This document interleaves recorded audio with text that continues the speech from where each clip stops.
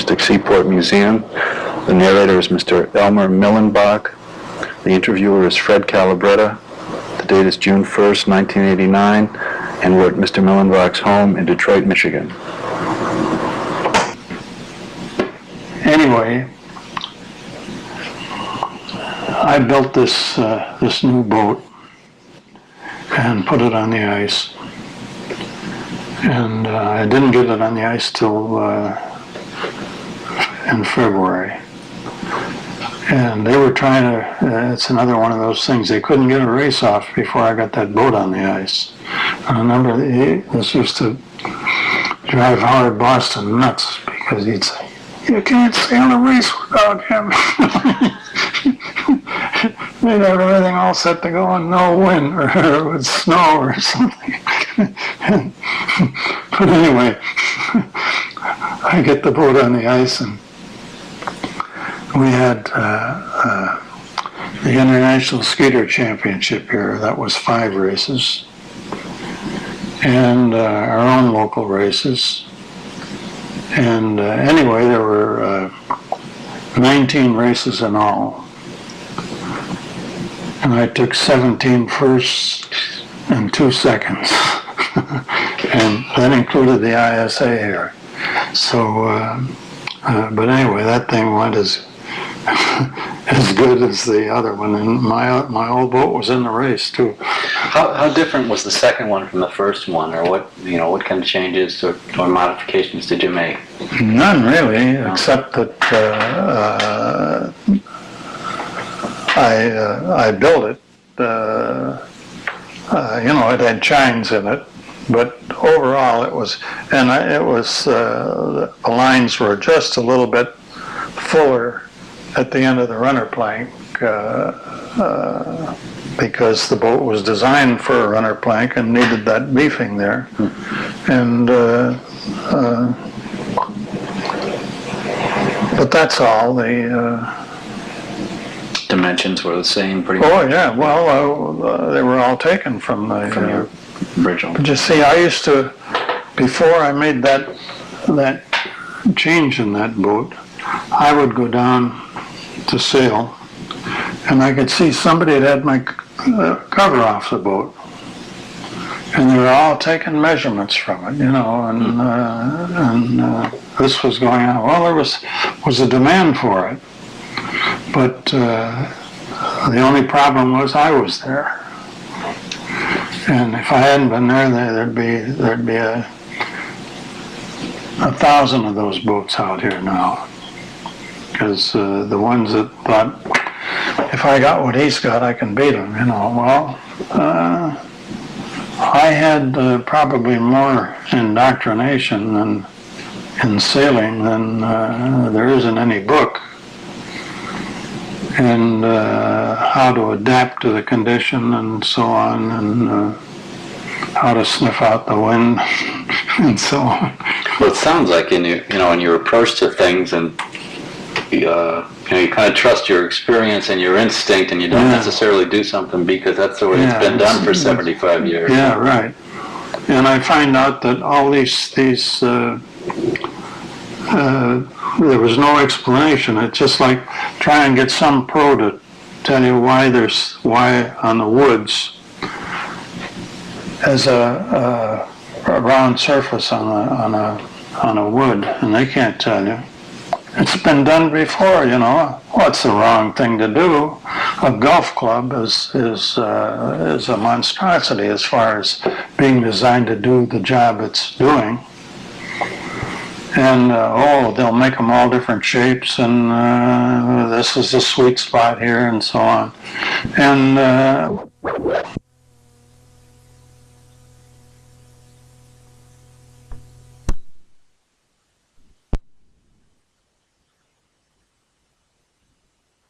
all double talk,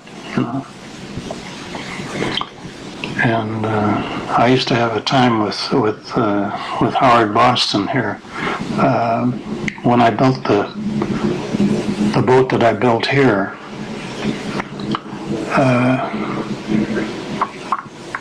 I said, now you got we went round and round about sails like crazy.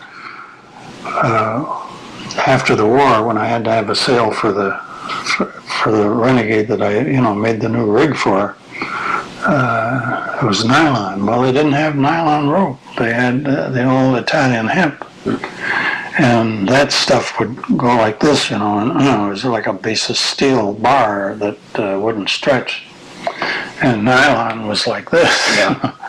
So the thing had the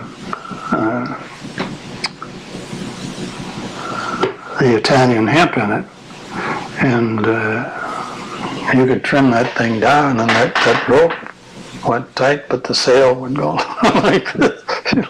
So when, well, to begin with, of course, that's another story, but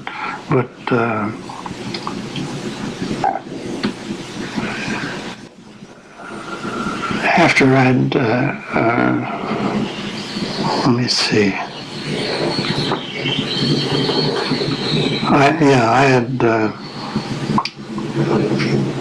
we went west with it, and it was a real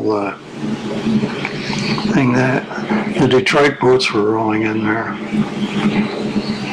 and these guys in the west were all, well, they were the sort of people, they're sailors, but they sail scows, and those scow sailors really know what they're doing. And they adapt to ice boats very well, whereas normally a person that sails a displacement boat wouldn't nearly, they don't know what's going on when you get going downwind with an ice boat, but everything just reversed. And you go on a hike, and instead of turning into the wind, you turn out of it. And as these front steers, of course, the old ice boats, when they go into a hike, they go up like this, and the sail, the area of the sail that's presented to the wind becomes less and a less angle. And they just, the boat will hike itself, and it'll hit a point there where it'll just go up and slow down, and when it comes down, it presents a little more wind, and up it goes again, and sails out of the wind, and it's simple. A skeeter, the higher it goes, the more it wants to flop over, and it gets real ticklish. But of course, you react to these things without even thinking. It's just like steering a car. You don't think of how much do I turn the wheel to straighten it back up again or anything. You just do it. Another thing was, of course, foot steering. That foot steering doesn't work. It's been tried and it doesn't work. It just isn't practical. Well, you can't sheet a boat with. You'd be too busy. You got two things to do: steer and sheet. And sheeting takes up all your time and effort, and the boat just goes where you want it without thinking of that you're steering it. But it doesn't work, theoretically. Well, mine worked. But now, of course, everybody has it. But and it's just like that sheet block. They had ratchet sheet blocks, but God, some of them had, they had 2-inch sheaves, and the rope had to make too many bends going around all these blocks to be efficient. So the Detroit group here made some 5-inch sheaves at one time, make sheet blocks out of, I had 5-inch sheaves, and that was going extreme the wrong way, but so I made mine 3 inches because I bought some blanks for 10 cents a piece, the aircraft stuff. And by the time I got the groove in it that I wanted, they were down to 3 inches. Well, that was a good thing to start off with. But this buddy of mine that was building a boat with me was cutting a groove in it. Now, we had this arbor with a rest and had the shoes chucked up on this arbor and cutting the groove in. I had a small file that I I ground like a lathe tool, and I'm using this like you'd be cutting wood with it, but I'm doing it on metal. And this guy made his living as a mechanic, but he no finesse. And so he kept horsing around with this file, getting this groove the way he wanted to, and he was really messing it up. So he said, well, the hell with it, I'm going to leave it just the way it is. Well, you can't leave it that way because the rope's going to seize in there. So he said, well, I don't give a damn. I'm through messing with this thing. I'm going to make the block up anyway. So I said, well, wait a minute. Let's see what'll happen here. So I put the thing in a vise and put a line through it and tried pulling it, and it seized, but it didn't. You could still get it through if you didn't. I figured you could pull 200 pounds on that thing and hold it with about 25. And so the only thing we did later with that was to make it in a V, so we could make, if you wanted 6 alike, you could make 6 or 10 or whatever. Or you wanted to make another one, you could make it the same way instead of fiddling around with, and keep trying it with a different piece of line or a different size line.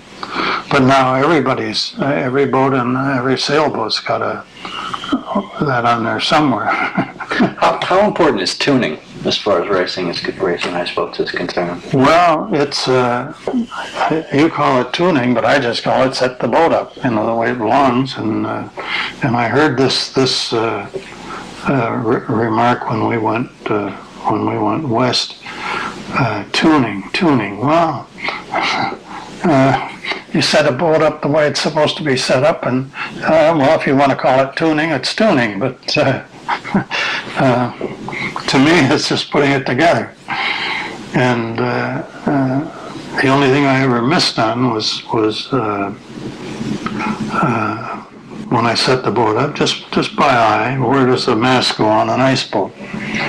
It's like we got a computer whiz in Toledo, and he says, how did you find out where the mast goes? He sails a Renegade too.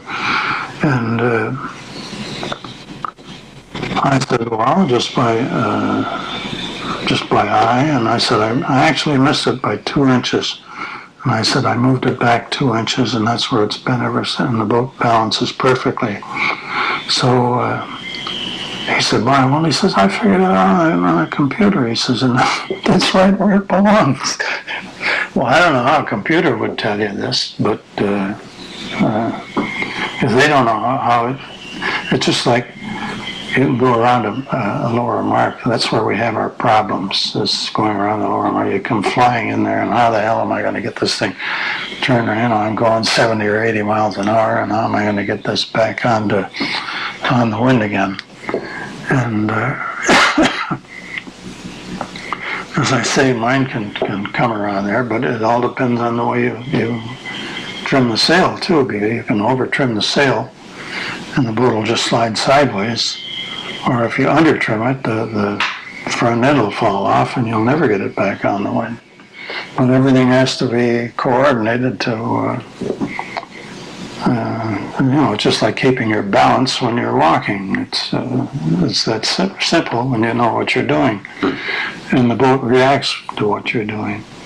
But anyway, the first time I ever sailed a boat, I set it up, and I'm just sailing back and forth on this small piece of ice, and what I want to do is turn into the wind. Well, the boat doesn't want to turn into the wind. It wants to keep on going. Well, I can turn downwind, but now you're limited as to what maneuverability you've got. So I moved it back 2 inches, and now I can go anywhere I want and do anything I want. So I left it there. But there are people who sail this, like this Canadian friend we have that was going to set out to break the Guinness World Record. He had that mast so far back the whole rig's so far back on his boat, and he would hike hell out of it, you know. He thought that was fun, get that runner up in here. So I told him, you're going to kill yourself. If you ever get on good ice with that thing, you're going to kill yourself, because that back end's going to slide out on you when you get in a hike, and you won't be able to control it. And you can't turn downwind when the back end's going downwind faster than you are. So he gets the drift real easy, but you know, there are so many things involved that you know, I just don't separate them. To me, it's a whole entity, and you're part of it. Were you surprised with the success of Renegade and how it really took hold? And No, I expected it. We've got, well, Cora, how many planes do we have out? 430. 430? Yeah. Well, I don't know how many of these are boats, or how many boats have been built off one set of plans, but we don't sell planes. We you know, we encourage membership in the association, and with that you get the plans and the whole brochure of how to build it and so on. what do you think about, has iceboating gotten a lot more popular than it was 30 years ago, or what do you think? Which direction do you think it's going? Well, it's so damn expensive now. See, we've got this group, and well, like Bill Madison, he's one of my proteges, really. He sailed a Renegade for several years, built probably 3 or 4 of them, and he wanted to do things on his own and go into the skeeters.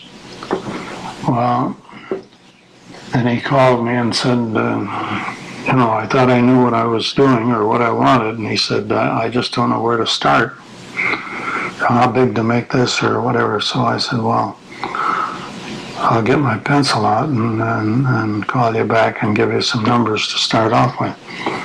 So I did, and everybody has been using the Renegade plans to build whatever they wanted to build, because here's what you put inside of it and what you have to build from. So they would just change the scale and go from there. But anyway, he's top dog now in the skeeters, but this fella from Canada is coming in. In fact, lapped him in one race, and he was really mortified about that. Do you think iceboating has enough respect, or people generally take it seriously enough, and that sort of thing? Or? Well, it's you know, if you get in an iceboat, you just can't believe what's happening. And it's such a thrilling sport, especially if you're racing and making the damn thing go, that there's nothing to compare with it. And I think maybe soaring would be, well, you'd have to be soaring and racing to compare the two. But it's a, do you know what these modern boats look like? No? I've seen a couple. Yeah. Where was this? Well, I saw. What do you mean by modern boats? The modern skater. Oh, I haven't seen one. No. Well, can I go in the basement? Sure. Let me. End of original recording.